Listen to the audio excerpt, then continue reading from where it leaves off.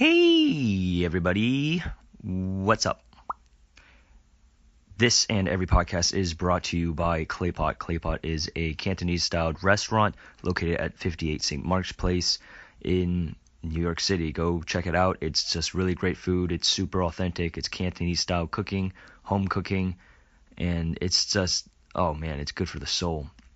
Coincidentally enough, today the guest on the podcast is none other than Alex Yip, the owner and I guess founder of Claypot. And we just talk about like the entrepreneurial spirit and what it really means to hit the floor running and really get on that 20s grind.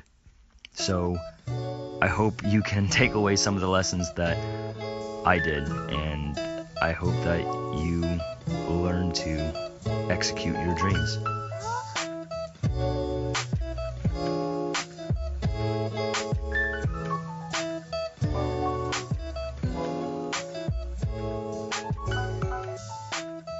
Well, to be fair, they weren't totally in my control. I think that was the number one. Because they were not in my control, it was a little uneasy for me because, when you're not fully in control of the situation, you kind of get a little lost. You don't know what to do. It's kind of frustrating at times, but I would say all the bureaucracy behind opening up an establishment in New York, that was my number one kind of obstacle because I was new to it completely. I did have some help from my team, but the bureaucracy behind opening up a restaurant, it's something out of control, and there's a game behind it. I don't want to get too much into it, but I think you kind of get the idea from me just saying, like, there are some people in the game that you can connect with that can help speed things up. But I didn't want to go that route, so I instead of going around the hurdle, I jumped over the hurdle, kind of, so to speak. Mm-hmm. And then, like, what kind of compels you to just, I guess, play that game instead of leveraging connections or, I feel like you really want this dream to be. Well, yeah, so it would have became like a pay-to-play kind of game. Like, there's so many licenses and permits that you need to get. Health department, like, Department of Buildings, New York City. Like, there is so much involved with the paperwork instead of just, like, you want to start your own, you have your own concept, right? Whether it's bubble tea, coffee shop, pastry shop. What's really hot right now is, what are those called? The cream filling things, cream puffs. Yeah. Whatever it is, right? You think that that's the easy part, and then the behind the scenes stuff, it's where it gets ugly and hairy. Yes, dude. Because obviously, oh my God, man. I completely relate to that, and I think that's just a testament of like how hard you should grind if you really want to pursue something that, like, you know what I mean, like to pursue your dream. And what people see is only like 1% of the actual work. Like, there was a 99% grind where this guy was up all night, putting things together and making moves. Like, yeah, like for my podcast, at least in general, I know if I get like an audio clip, whatever the length of the audio clip, my general rule of thumb is multiply it by 2.5, and that's about how long it would take for me to finalize it, which sounds insane because it's like I'm spending like 2.5 hours after the actual podcast to put things together. Yeah, that's the hairy part. Yeah, and it's right? Like, I wouldn't even say a majority of podcasting itself is the conversation. It's honestly the actual, like, it's the grunt work afterwards, and I think it's a huge part of life that a lot of people shy away from, is that. Yeah, people see the end product, and that's it. Most people, at least. But I mean, hey, you got you put in your hours. I know you had to delay the opening a bit, if I'm not mistaken. But your baby's out. Your baby's out there in the world right now. Claypot is up and running, and it's like, how do you feel about that? Yeah, how do you feel about it? How do you, obviously, you're still like, oh, my baby. It's still brand new to you, but what are your thoughts? Like, are you excited? Are you like relieved? I mean, I don't know what the next milestone for Alex is. Okay, so for me, okay, so like I actually still have a full-time job. I'm a consultant during the day. Um, so I basically go to the restaurant after work. We open at 6 to 11 on weekdays, and then Friday, Saturday, 6 to 12 a.m. So I'm working these 15-hour days, 13-hour days. It's really fun Yeah. though. And it's fun in a weird way because I'm so, what's the word? Like I'm so exhausted after the day job, but then re like I get reborn when I go into the restaurant, and then I like have these conversations with people. I explain to them the dish, the history behind it, and our family recipe, and that part it gives you some life. Yeah. And that's it's something it's really hard to explain because at the end of the day I would normally be so drained, but then with the restaurant, even though I've been like working 13 hours, it doesn't feel like it because I'm having fun at the restaurant. Yeah. You know what I mean? Yeah. The the fun part is that I don't know, I think you can see that people are happy with the product. I mean, well, this in this case, the dish, right? The clay pot. It's something totally new. You have to educate the customer about what they're eating because most of the time, like I'm asking these people, like, have you had this before? And 9 times out of 10, it's a no. Hmm. And that's I knew this going in because of the area that we're in. We're on St. Mark's, and I knew this going in. So I thought this would be a fun challenge, and so far it is. But what you just described to me sounds exactly like you found some kind of thing. The fact that you can work like a crazy 12-hour day, go to the restaurant, and then like be revitalized, as you said. Like it just screams to me that like this is really one of your key passions or one of the most important things that you value, and it's almost like it's like lighting a like reigniting the light under you, it like sparks that life back into you, and you're like, yes, this is it, this is what I want to do. And I'm so happy to see you like in Yeah. that headspace. Yeah, when there's no better feeling when I'm coming out of the train, I'm walking over to the restaurant and I'm seeing a line. It's 6:30, so we've been open up for 30 minutes, and I'm seeing this line, these people chit-chatting about like what they've heard. I mean, they don't know who I am. Yeah. So like when I'm walking in, I hear like, "Oh, I've heard this." And I mean, they're reading everything online too. So it's not even that it's like their first time coming here, and I'm just so surprised that like I know that I did not put as much. I mean, there was no way that I could have put in like the amount of hours and hardcore like work into actually launching everything. Like we didn't have any newspapers, we didn't contact anybody. It was mainly like them coming to me just purely because I didn't have the time to do that kind of outreach. And I recommend anyone who's listening to this and they're trying to open up their own concept to not do that because it's not the way to do that. We're actually still underway on like press releases, New York Times articles, Eater, things like Yeah. that.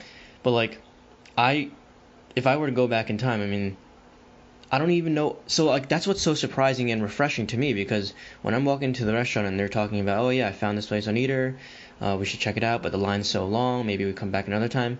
It's not so much about like the line's long and I feel bad. I do feel bad that I have to turn away some customers sometimes, but like the fact that I'm hearing that they found this place online and well, I personally didn't put as much time as I wanted to into our online presence. I mean, like that's refreshing to me to hear. I'm like, wow, somehow some magic worked, and I think that from here moving onwards, I should take that refreshment feeling as a sort of a pathway to, you Yeah. know what I mean? Kind of like a pathway. It's they're showing me the direction, like where they found us. It's all about being online these days. And it's beneficial for me because no one really knows what this dish is unless, well, you're from Hong Kong, or you've lived in Chinatown in New York, or wherever serves it. If you're listening to this in like California, Atlanta, Florida, anywhere in the world, wherever it's served, like, this is a very niche product, and that's the fun part of it, I think. Of course. And I think it's really cool how, like you said, you didn't necessarily, like, obviously you're busy. You didn't have the time to sit down and really hash out the restaurant, like, full 24/7.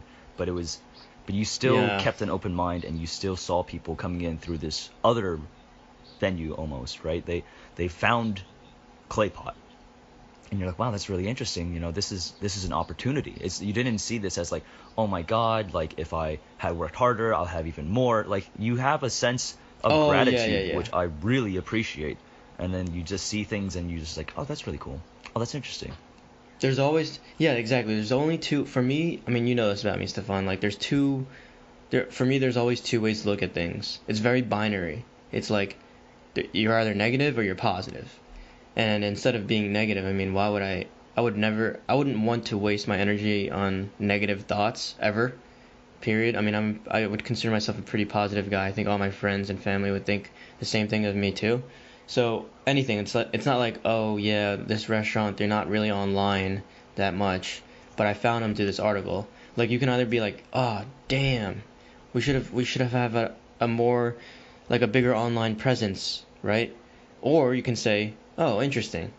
Well, I guess I should take that, little nugget of information, put it in my back pocket, and if I collect more nuggets of these information, then you can kind of get a feel and sense of your target market and what they're expecting of you as a restaurant. Yeah. And so I guess my question with that same vein is kind of like, your optimism and your gratitude has definitely carried you, you know, deep into like the entrepreneurial world. And I'm just curious, how do you maintain that positivity? Like, there's so many obstacles, and there's so many failures, and I'm not saying that like, oh, everyone should just give up, but I'm just saying, like, what do you do in the face of like, oh, this regulation got pushed back like Wow. 3 months or something, like, oh my God, how do I deal with, like, Yeah, wow. how do you stay positive in that, like, what's your method? Wow, that's a really good question. You know what? Like, you said two things, optimism and gratitude, right? Yeah. That really stuck with me just now because, you know what? I don't know if I was born with it, or if it was in my blood, or if I was nurtured. Like, to be honest, my parents didn't really have time to really parent me, and I think they gave me so much freedom to really explore, and a lot of time spent playing games on the computer when I'm younger. But like, they never really controlled me. So I think that's why I have so much gratitude in my life. My mom constantly, like, she would constantly help me out no matter what, even if I was being a brat. My dad, on the other hand, he's really free spirited. He's like, you can do whatever you want, kid. So I think that's kind of like the optimism part. But what keeps me going is that, I mean, in my head, I think there's only two ways. For the optimism, right? You're either optimistic or you're not. So if you're given these two choices, I mean, why would you ever choose to waste time on being pessimistic? Right? I think being pessimistic is easy. Yeah. It's easy to get mad and frustrated. It's easy to, blame other people. It's easy to point fingers. It's easy. That stuff is all easy. Like, when things go wrong, it's so easy to push it off on yourself. For me, it's all on me. Everything's in my control. That's why that's why I answered before, like, the hardest thing for me is when things are not in my control. Yeah. Like, it's hard to be optimistic about those kind of things because you're not fully in control. But the thing that, like, when I walk in the restaurant and someone says, oh yeah, I saw them online, but like, I didn't really see their website, or they don't have a good Facebook presence or Twitter presence. Well, we don't really have a Twitter presence at all. We're mainly on Facebook and Instagram. But like, I see those things as optimistic opportunities. It's an opportunity. I see things as opportunities instead of like, oh, we messed up. Yeah. I think you definitely have that it almost sounds like you have a hardened kind of optimism. I would say that when you're growing up, right, and you maybe don't explore as much, like I certainly didn't have as much of the same upbringing that you did, but I think, and you know this about me, I was Yeah. very largely pessimistic for a fat majority of my life, I think, yeah, and it made it everyone knows very that. difficult for people to hang around me. Stefan. But Lots what of I've come change. to learn, and I think that you've exercised in this, this incredibly difficult enterprise of opening your own restaurant in New York, no less, at such a young age.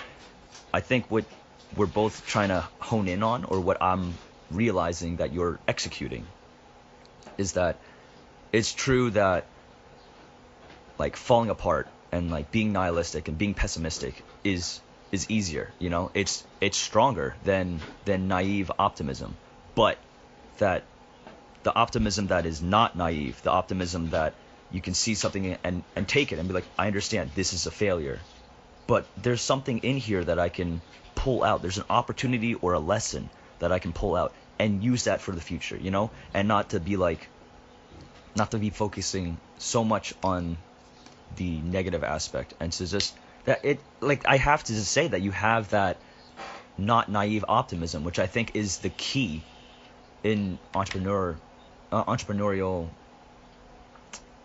pursuits. Well, yeah, you know what? You brought up an interesting point. The naivete of it, like, you, I, not if you're an entrepreneur, if you consider yourself an entrepreneur, well, number one, you have to execute. I think execution is the biggest. Like from what I'm hearing from the conversations from my friends, who come to me and like they want to get coffee or something. The number one thing that always comes up is like, Alex, you really execute. Like you're doing all these things, right? I have this idea. I have this idea. What do you think about this idea? And I'm always like, why don't you just do it? Yeah. Like you have to do. You can't just plan forever, right? Otherwise it's just you're not gonna produce anything. You're either creator or you're not a creator. It's very binary. Like it all ties back to being very binary. I don't know why I see things that way. If I was born that way or if I was nurtured that way from my mom and dad, I just see it as very black and white. What are you doing? Okay, you have this idea. Great. You're asking one person how good this idea is. Instead of asking if it came into your head, why don't you just do it? Like Claypot, for example, was born because me and my brother went on a hike in Canada. I think we were in Banff, and we were just literally bouncing ideas back and forth. We had a heart to heart. One of the like, this was about shoot, I don't want to say 2 years ago when we first brought it up, but it was literally just bouncing ideas back and forth because we were just catching up. And he said, hey, let's do something crazy. And I said, hey, you want to open a restaurant? And he said, yeah, let's do it. And when I came back, my final semester at NYU, I was walking in St. Mark's because that's where I live at NYU. I mean, there's all the NYU kids are there. Like, I saw this spot and I said, hey, yo, Chris, my brother, do you want to check this spot out? He says, no, I don't need to. I trust you. And then boom, we execute right there. I remember the day. It was in September too. And then that's when the paperwork started. We started calling the landlord, finalizing the chef, started eating a ton of rice. It's the execution part that And so matters. And if anyone's listening, like, just you have this idea, it's baked up in your head, it's so great. Oh, I don't know if people are gonna like it. Well, you don't know if people are gonna like it until you do it. And if you really, really like it, if you really think your idea is so great, then you're going to do it, and you're going to do it for 6 months. You're going to do it for 12 months, 18, 24 months. And if you have like 10 people that like your idea, you're still going to pursue it. And then there's a point where it's like the blind naivety that you were talking about before, right? The naivete, however you want to yeah. call it. At some point, I think it's an art more than anything. It's like, okay, this idea sucks. And of course, if you have investors, the money is behind it too, and that's when it also gets hairy. But like the execution is so crucial. And it comes up in all the conversations that I have on the weekends, on the weekdays after work, when they come into the restaurant and they ask like, how? I mean, I've showed you one of the messages that I got too, Yeah. right? Do you remember Yeah, that? I remember that. I just So it's like, you gotta do, and so man. okay. If there's one thing, it's like that Nike. I mean, Nike's Yeah, got they it gotta all. figure it out. Yeah, they got to figure it out from the start. Like, But why do it's you a think motto. there's such difficulty in executing? Why do you think most people get stuck in that 5, 6, 8 month planning period, maybe even like 3 year planning period, but they never really like punch it? Like, why do you think people are hesitant to execute? I think people are perfectionists. Like, I think in our schooling, like us, our age, 22-year-olds, 23-year-olds, we've been schooled to really be as perfect as possible and have a plan. Like, I do some planning. I'm not going to say I don't do Right. any planning, but that can't be the majority of your project that you're trying to accomplish, right? You execute and then you learn as you go. You got to have like what's it called? Proof of concept. You just have to have a proof of What concept. do you The minimum viable product is what you call it at Stern when I was in Stern. A minimum viable product that you can release, then you get some feedback from your first 100 customers. Oh, they say it's crap. It's not salty enough. Yeah, dude, I had food bloggers come in and say, "Wow, this is this is so great. You know, like wow, I've never had this before. I love the crispy rice that you guys have, the fondue, which is what we call it." And then I've had people on the opposite side like saying like, "Alex, I need to talk to you for a second. Can you step outside the restaurant?" And I'm like, "Oh, like crap." You know what I Yeah. mean? And that's how you like instead of getting the best like instead of having the best recipe, I mean we did I ate like over 100 pots of rice. But like at some point in time you just got to be like, "You know what? This is the identity of the product that we want to release. This is the level that we're satisfied with this. Let's just put it out there and get some feedback, and if we need to change it, we will." You're not going to get it perfect all the time, right? You can't sniff out your customer exactly. There's no formula for it. Yeah, and I completely agree with exactly what you said, how we're kind of raised in this classical sense of like, you need to have that, 100% perfection. First time you bang it out, like, boom, here it is, final product, there it is, we're done. And I think that can't be so, like, that's so staggeringly wrong, right? A majority of pursuing anything that's difficult and worth pursuing is going to have a lot of failure on the way. And I think that's something we're not really that well trained in, is how to confront failure, how to, kind of manipulate failure and then reconstruct it into something that's, okay, I own this now. I heard those food bloggers that took me outside the restaurant and they gave me, some pretty choice words, but yeah, I learned from it. Yep. And I think this also contributes to my optimism. I have one of these mantras in life. Everything is temporary.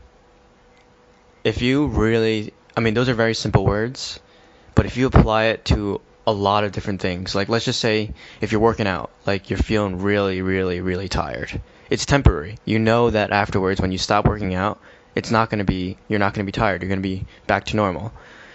Everything is temporary. Like if you're feeling really sad one day, you had a really bad day at work, or your girlfriend broke up with you, or someone in your family passed away, it's temporary. For me, it's temporary, and it's totally in your control how long you want those moments to last. Those, and even the high moments too. I'm not just saying like sad things. Like you got an A on a test, on an exam, and if you're a college student, you got an A. That's awesome. You get this, you get the endorphins, like all that happiness feeling, goody goody stuff. It's temporary though, Yeah. right? Caffeine, temporary. All those feelings are temporary. You're in control of it.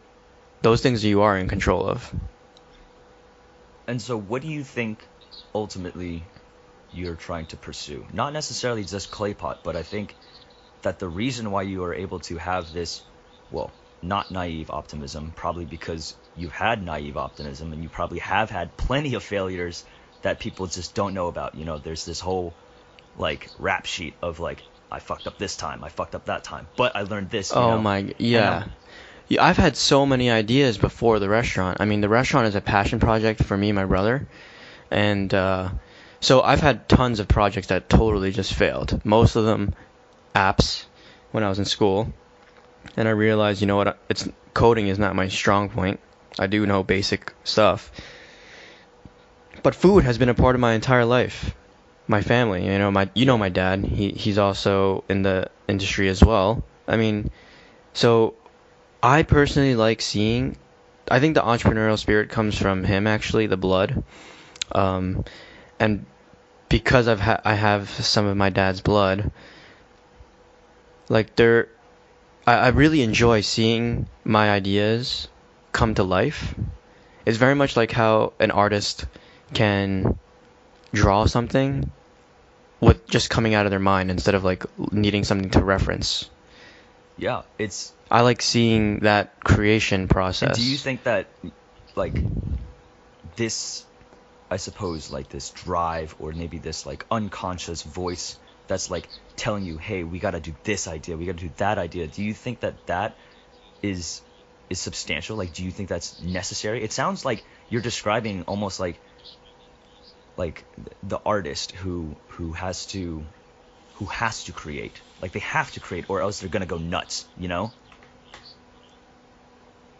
Oh my goodness, this is speaking to me so deeply. Like, you know what I think? Entrepreneur. So it's interesting you bring up art too, because I never really appreciated dare art you. until very How dare recently. you? I know. Until very recently. Like I'm 22 now, so like maybe when I was 21, I started going to museums. I mean, actually no. I was going to museums way before that, but I was just looking at things and not really caring about the process.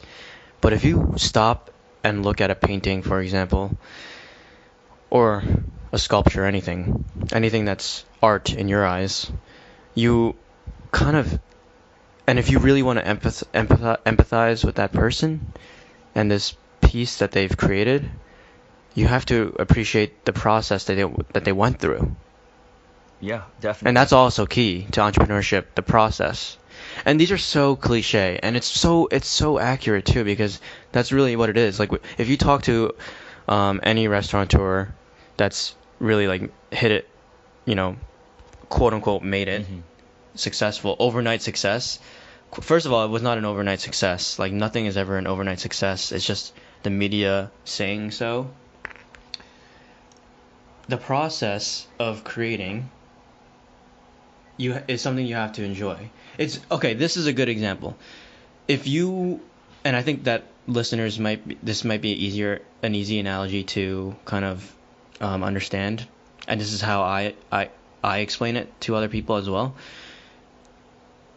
If you want a six pack, if you want muscles, if you want toned calves, you're such a track boy, dude. Okay, whatever. Yeah, everyone knows. I know. If anyone knows me, yeah, I ran track. So I didn't make. I didn't make the basketball team either. So, like, you have the end goal in mind, but do you know the process, the rigor, the determination, the grit, the hard work that it takes to get there? That's the process I'm talking about, and you have to really like it. Yeah, you have to be that certain kind of crazy that likes the 99% grind before that opening day. Like I would even argue, like what you said about that overnight success of the restaurant, I don't think you're completely right. I don't think that exists at all, because even if you looked at Claypot's grand opening, it wasn't just like an overnight success. It was a 2-year passion project, you know, putting in like those extra hours after you come back from your day job. Like it was a 2-year success. It was a 2-year it was a 2-year process. I know 100%. I know you, my man, that you loved that process. You loved every second of that disgusting grind of that uphill battle, and that's why I'm so relaxed when you tell me like, hey, I got a new project. All right, yeah, it's doable. I know you have the right attitude for it. I know, and So I'm actually a mentor well, I was a mentor at NYU, and I would have these sessions with some of the students, like mainly freshman and sophomore, and they know about my endeavors, and they're like, "How did you do it? Like in such a short amount of time? Like you're so young. Like how? It's so fast. Like or they'll imply like you're so lucky you did it. You got this Luck. thing now. Well, I'm not. Yeah, I know. Well, luck is a Yeah. different story. I think okay. Let's talk about luck for a second. I think that I don't believe in luck. I don't believe in hope. And that's not from a pessimistic standpoint. It's more because I think that you make your own luck, and you can. Hope is. I'm sorry, I don't believe in hope at all. When people say like the only time I'll ever say hope is like maybe in passing when I say hope you have a nice day. You make your day nice. Yeah. You know what I mean? You're in control of that. That's such a different mindset that I think that the average person has. It's messed up, man. I'm messed No, up. it's like the good kind of messed up. Like this is, I think people need to hear this. I think people definitely need to change that perspective of instead of hoping for a better future, acting it out, acting it and aiming and actually putting in that work to align themselves toward that future that they're, oh, I want a restaurant, but I don't really want to, I don't know the regulations. I don't know what the like. I completely understand what you're saying, and it almost feels like you have this like, almost like overwhelming. You're impatient to start the process, is what I would say. Whereas most people are impatient to just get success. Oh yeah, I love. Oh, man, if I can explain that what you just said, I love the process. It's so Yeah. fun. I mean, for me actually, let's talk about fun. Like if you're not having fun doing what you're doing, you got to stop. Stop right there because I think life should be all about fun. Most of it, 99.9% should be fun and then the other whatever you want to categorize it as. But if you're not having fun every day doing what you're doing, something's wrong. And I know not everyone is in the position to have fun, but like I tell people, some people say like you're crazy. How are you doing your job, your full-time job, and then also be like doing the restaurant thing at night? Well, I'll tell you why. I have to do that. Like, why don't you just quit? Some of them ask me, like, wow, I'm surprised you haven't quit yet. Well, I grew up in a family, very traditional Asian American, well, kind of a mix. But I had that pressure, to get the job. You know what I mean, Yeah, right, yeah, Stefan? without a doubt. You had to get the job. Immigrant parents, there's one path to success. You get this safe job, high paying, great, great salary and big name. That's the way to Yeah. go. Keep your head down. Oh my Study. goodness. Play by the rules. Work hard, keep your head down. Yeah, be humble. Well, yeah, being that's a totally different subject, but I had to do that because otherwise my parents, I mean, I wanted to make my mom and dad happy. So I did that. But I also told them like, "Mom, Dad, I have to do this. I can't not do this. It will kill me if I didn't do it." And that's why it ties back to the whole how I see things very black and white. Like if I didn't do it, I would have hated myself when I'm 80 years old. Oh, this is part of the gratitude thing too. Like when I'm 80 years old, I never want to regret things that I didn't do. I don't mind regretting things that I did do, because I know that at least I did them. But it just burns me in the back of my head when I didn't do something. It's like you didn't ask that girl out. Shit, like oh my god, I should have done that. Oh, I had this idea, I didn't do it. 2 years later, oh, it's a $500 million idea now, 500 employees, big this, big that, like growth prospects are great. Oh man, it's helping like all these people, the product, whatever it may be. And that kills me. If I didn't at least try, it, oh my goodness, I'll feel like I've died inside. Because, and I feel like I've died inside because when I'm 80 years old, I know that I couldn't have lived that part of my life. Yeah. Because when you're 80, you're done. You can't really do anything.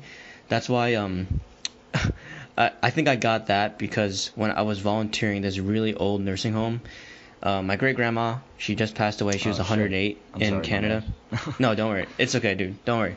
Like, when I was there, I had the chance to talk to these people, and I would understand. I would get their stories. You know what I mean? And these old people, they always say like, "Oh, I wish I did this." You know, I when I was younger, I wish I didn't work so hard. I didn't know like the time was so limited. It really flies by. And soon enough, I feel like I'm gonna be 80 years old.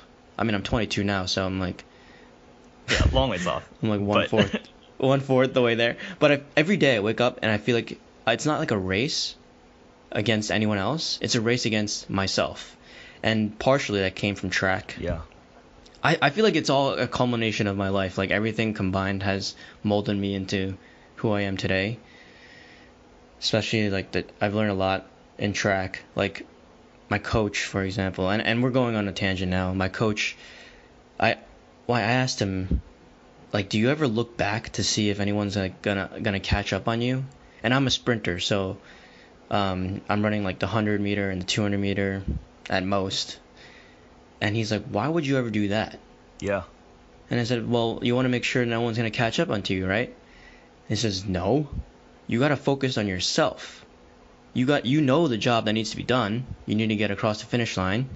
Why would you ever look back? Why would you ever stop? Why would you ever waste any time, any energy, any of your precious energy? Literally, you're turning your neck, you're wasting energy. Because when you're a sprinter, I mean, you need to be full on dedicated into swinging your arms, moving your legs, being loose and breathing. If you turn your head and waste even a half of a millisecond, or you've lost. Like you just straight up threw it away. So that's part of the reason why I think it's very binary for me to, don't look back, don't dwell on the negative things, because there's only one way to go, and that's forward.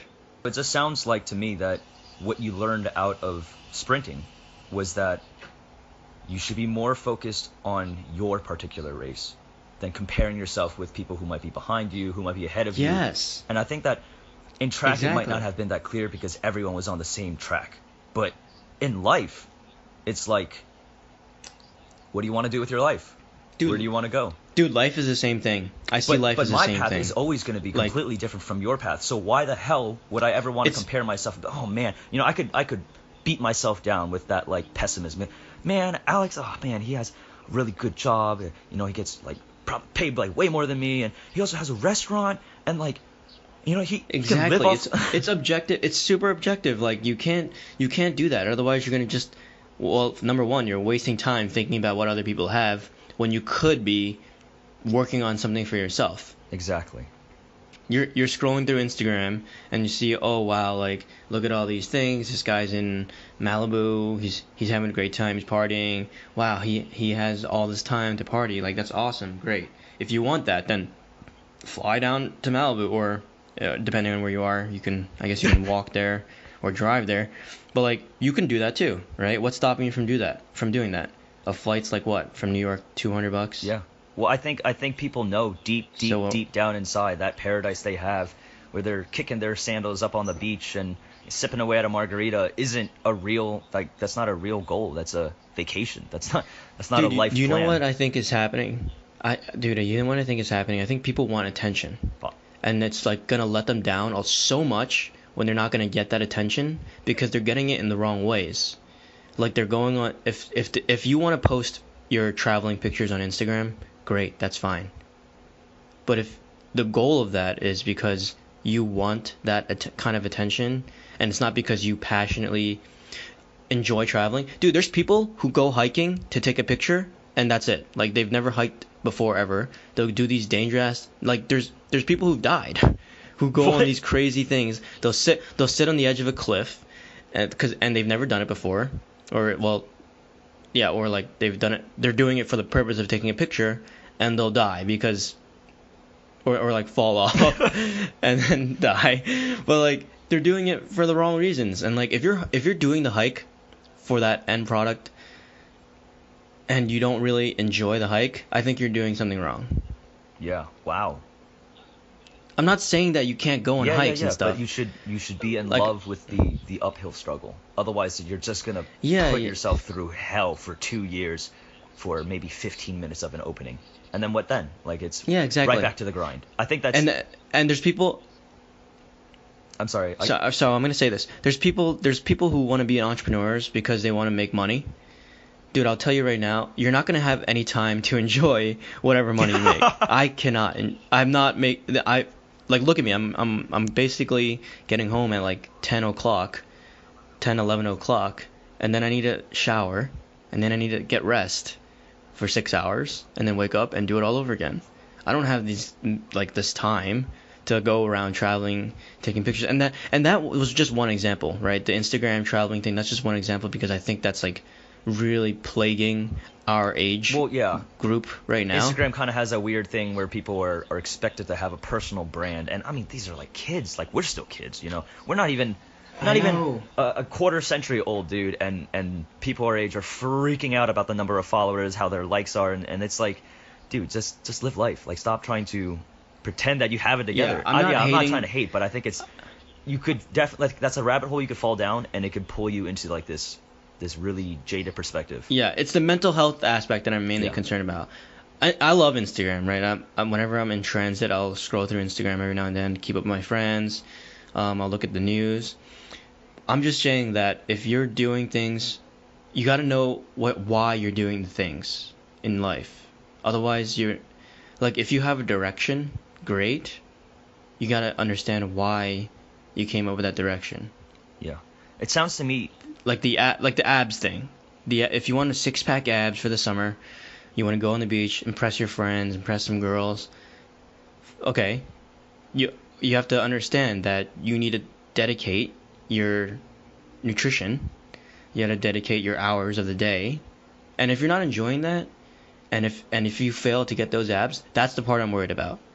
I'm worried about that point when people realize that this process is not something that they really enjoy Yes. doing.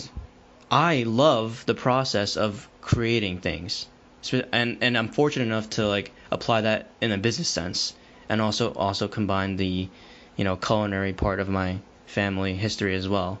Like I love that, and I was able to see that and combine ideas together and my passions together, and now I can 100% confidently say I'm enjoying myself. and that's I really am. awesome. So I understand that it sounds like you're being motivated by a negative fear of that 80-year-old Alex who never executed and who pursued things without meaning and pursued it just for fame, just for attention. And you see that version of yourself and you're like, Jesus, I don't want that. No way. But on the other side, You know what? Yeah. it sounds like you're also motivated by this deep artistic drive. And I want to ask you, and I'm kind of throwing this on you. I don't know if you can give me like a snapshot perfect moment. Like it could be like when you're in the restaurant when it was opening, or maybe it's a quiet day, but like you see somebody in the restaurant and they're eating food and they're smiling. Like that little moment, that 3-second clip of like you're like, yeah, I'm doing the right thing. Oh man. And so like what It's kind of moments have you had that like where you felt that kind of like that flow state, that perfect like harmony? Like what was that like? What was it for you? There's so many of these. I mean, I cherish these moments too, and when I was younger, I wasn't able to recognize those moments, but I was very fortunate, and I don't know. I feel like it's a lot of the hard work. Like it's not luck. I've experienced so much fortune in my life. I feel like everything that I wanted has worked out. So starting from like when you're in middle school. I mean, I'm gonna talk about a few. The first big moment was when I decided in 8th grade that, you know what, I watched this movie. I forgot what movie it was, the Carpe Diem movie. It was like some book that we read in school. I'm blanking on the name. I don't remember. Carpe Yeah. Diem, right? The quote. Seize quote. the day. Yeah. So, anyways, seize the day, exactly. So I decided I was gonna seize the day in 8th grade, because I watched some movie, and I realized like, okay, what am I doing every day? I'm playing games. I'm playing basketball outside. That's great. Am I gonna do this forever? I would love to, but I don't know if I can. So I decided, you know what? Everything that I'm afraid to do, but I still want to do, I'm going to do it anyways. So I ran for student council. I wasn't the most popular kid, and student council is usually like the popular kids, right? So I was like, you know what? I'm going to do this because I'm going to regret if I didn't do this when I'm 80. I said that when I was an 8th grader. Oh my god. Isn't So you that had messed up? an entire self-audit at when you're in 8th grade, and that's It's messed. I don't know what how maybe I got an early start. Whatever. So I ran for student council, was trembling when I was doing the speech in front of the entire class on stage. I don't know if you remember that. I asked all my friends if they saw me shaking, and they're like, no.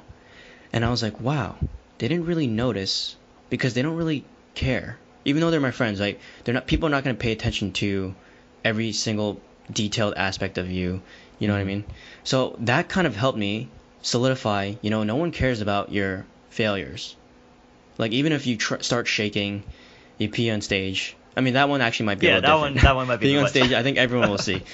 But like the caring aspect, like no one cares if I fail. Like and I feel better if I tried and failed than if I didn't try at all. So that happened freshman year, or when I ran for student council, and then I actually got it. So that's when I tasted success. And then the next thing that happened in high school was I created the entrepreneur club. And then we created this T-shirt business with one of our good friends, Eric Bolvid. And if he's listening to this, Eric Bolvid's awesome guy. Should get to know him. Maybe you should have him on the podcast too. Maybe. Yeah. I know that. There you go. That's an idea, yeah. right? But like, so me and Eric, it was me, Eric, Matthew Staniforth, and Dan Reggie. I remember all these people very vividly because they all decided to join in on my crazy idea of starting the Royal Cartel, which is a T-shirt company that quadrupled its value, almost 5x'd it. Wow. And that was another success, and it just kept happening. And I was like, I just kept applying all these life mantras that I've had, combined with the optimism, the gratitude of my parents' upbringing. I combined all this stuff, and I apply it to everything I do. So next thing I was doing in high school was applying to college, right?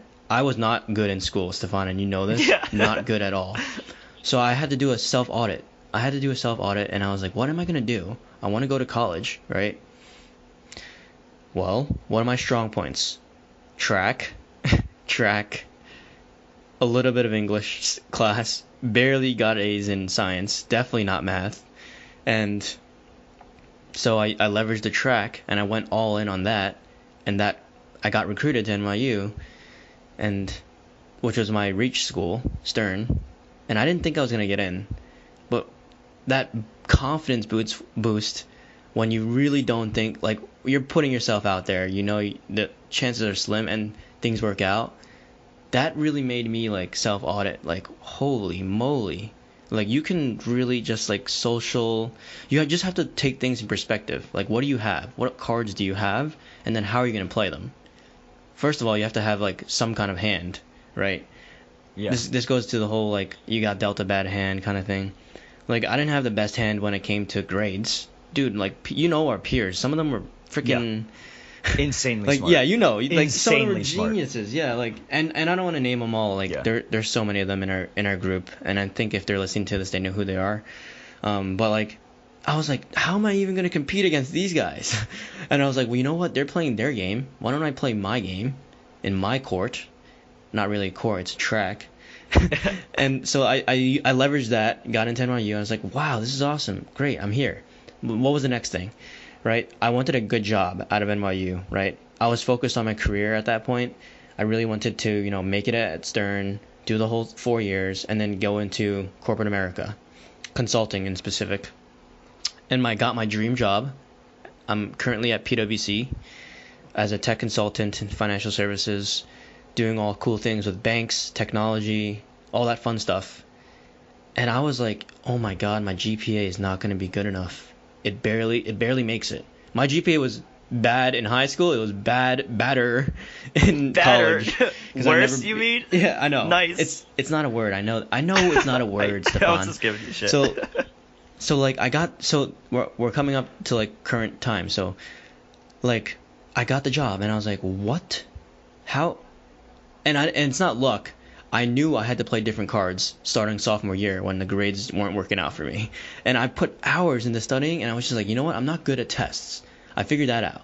You know what I'm good at? I'm good at talking to people, right? At least I can be good at that. If you're not good at one thing, you got to be good at the other, right? Otherwise, it's not. Yeah, or you should at least work on the other. So I got really close with, and oh my goodness, man, people say this word networking in school. I hate that word. It's, to me, if networking is so ingenuine, it's like falsified, really fake, easily detectable. You gotta find people that you want to be friends with. Instead of networking, I always say make friends. That's what I say to all my mentees in Stern. Make friends.